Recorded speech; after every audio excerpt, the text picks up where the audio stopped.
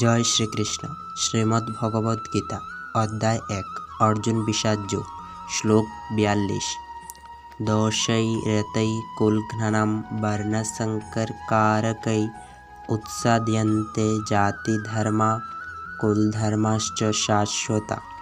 অর্থাৎ যারা বংশের ঐতিহ্য নষ্ট করে এবং তার ফলে অবাঞ্ছিত সন্তানাদি সৃষ্টি করে, তাদের কুকর্মজনিত দোষের ফলে সর্বপ্রকার জাতীয় উন্নয়ন প্রকল্প এবং বংশের কল্যাণ ধর্ম উৎসন্নে যায়, ফলে सनातन जाति धर्म और कुल धर्म विनष्ट है।